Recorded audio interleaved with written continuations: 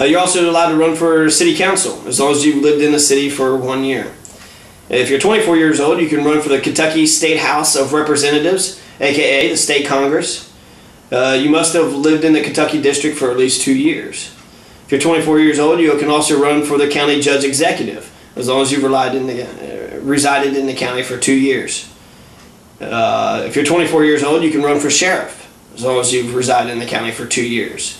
You could run for jailer, and you could run for coroner, and you could run for property valuation administrator, and all of them you have to be reside in the county for at least 2 years also.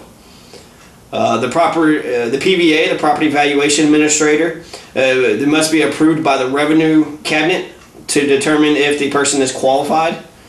And I think the revenue cabinet is related to the administration office of the courts. If I'm not mistaken, I think they're uncles. If you're 24 years old, you could also run for surveyor, which you would have had to have lived in the county for 2 years. You have to be the, I was just saying, I'm not sure if the prosecutor is if you could run for prosecutor as I don't know if it's an elected position, but it's 24 years old, you can run for a surveyor, you can run for a magistrate, the justice of the peace. As long as you've been in the district for 2 years, you can run for commissioner. As long as you've been in the district for 2 years, you run for constable. As long as you've been in the district for 2 years, you can run for a school board member. As long as you lived in the county for 3 years. If you're 25 years old, you can run for a member of the United States of America House of Representatives. You can run for Congress if you're 25 years old. As long as you've been a citizen for 9 years and you at least live in the district for which you're running. If you just moved into the district, even if you just moved into a district, you're allowed to run for office on the very first day. There's no residential requirements for having been there for several years, which is awesome. Most mayors in most cities, you have to be a resident of the city for 1 year, and you could run for mayor. For all the above positions, you got to be a Kentucky citizen. There's a lot of positions that makes you got to be a practicing attorney, which, politicians and attorneys, if it's just weird how they go in hand, and they also are both known for lying.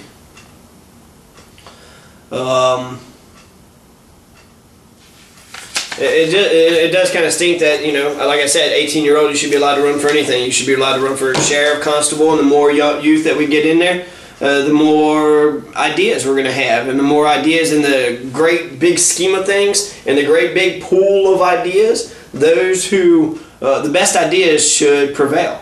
And we won't know the best ideas if we're not allowing all the people, all adults, to be able to run for office. But those are the positions I'm allowed to run for. Don't know if I'm going to or not, but you should run for it. All it takes is gumption. That's all it takes. And a lot of times folks want to complain about what's been going on, but a lot of times they're not there at the city meetings or the fiscal court meetings. They're allowing the government to make decisions without anybody whatsoever holding them accountable, making sure that they're voting in accordance with the interest of the public. So, if you're going to complain, I think you should know what you're talking about, and I think you should actually get to one of these meetings and see what it is that they're doing. That way you know what to complain about. You can look at the very end result and say, how come you haven't done anything about this? But a lot of times they might be working on a project. Or if they're not working on projects, then by you asking them, then that would actually get them to think about it and to either solve it, or in the next couple of years not solve it, but have somebody run on that issue, on that campaign in which they had not solved. So that's why it's good to have new blood, because it's new ideas, and it also holds the government in check. Somebody's running with new ideas, and that government will make damn sure that they're receptive to the public, and they're out there shaking hands and really giving it their all, being out there. So it's my 2 cents. We're back, and one message I was wanting to put out to the public is I'm always looking for actors and actresses to collaborate with, and we need more people out here to do it. Frankly, with the media, with the way the internet revolution is going on, we need everybody speaking to cameras. We need everybody's voice out there. The force would be very quiet if only the best birds sang. So I want I think the more people that start utilizing the internet and the social networking sites, all those social media whores, I think you need to start learning from them, because it's impressive that you can get your message out there without having to go through traditional media. Most of the time, how many times a CNN or even Fox News or NBC or ABC, how many times they come down to Gallatin County? Hardly never. But we have video cameras and we've got the internet, so we can just report it ourselves. We don't need these big major media outlets, as long as we just get out there and get the truth. And the reason why I like videotape is because it's, a lot of times if you have 3 people that walk in the city meeting, they'll all walk out, have different perspectives about what just happened. But a videotape doesn't lie.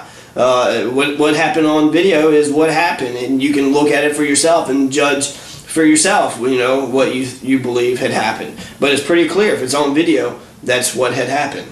So that's why I like video more than written media. I do believe in reading, and you should, for more research and in-depth topics to really understand an issue or a news story. The paper is good for being more in-depth. But video cameras are good for being dead-on precision truth, and you can upload it immediately. So instead of having a weekly paper, you can throw it up there immediately. You can do it today. You can do it right now. So some advantages for what traditional contemporary media compared to traditional media. And we're going to see a new world. There's a lot of equipment, a lot of power out here that's given to the people. Just whether or not the people understand that they can use it themselves. I think that's the biggest block that's out there. So get past that and start posting some stories. I want to hear what's going on. I want to hear your opinions. I want to hear people railing against anything. I think it's if you don't stand for something, then you'll fall for anything. So stand for something. Pick your principles. Pick your battles, and let's see what you come up with. I've tried. I've been out here, and that sucks too, because a lot of times it seems like people who go out there just for a hobby, just to help out, to get information out to the public, they're treated with scorn, they're treated with contempt. And I think it's because people are jealous. People are jealous because they're not the ones out there doing it themselves. So they got to mock and make fun of anybody that's not doing life like them. But frankly, these people are heroes. The people that's getting out there, all the media, all the Gallatin County News video, John Kane, Gallatin County Video News, Jennifer Savellis, they're all heroes. It's great that they're out there, and it's great that they're giving more perspectives about what's going on in Gallatin County than just the one, or none at all. Sometimes if a story doesn't even get covered, how do you know if it even happened? So that's another reason why you should post your own material, because what's news to you isn't necessarily news to the next guy. What's news to you could just be somebody's coming over to go visit you for your house. That's news to you. That matters. And that matters to probably other people too. So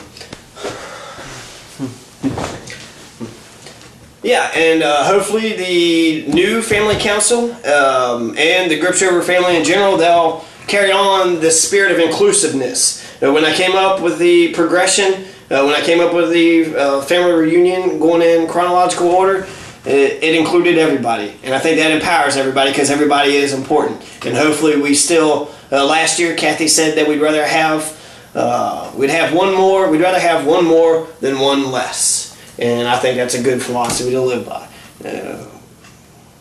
Yeah, exactly. We'd rather have one more than one less. So the spirit of inclusiveness, I hope, carries on. More on the media. We do live in a digital age, and it is a Gutenberg Revolution. Back when the printing press was created, regular people could put out information and everybody could read it. It's still limited to those who could afford a printing press, even today, which isn't many people. But with the internet, you don't need a printing press. All you need are ideas. Type your ideas down, put it online, everybody's reading them.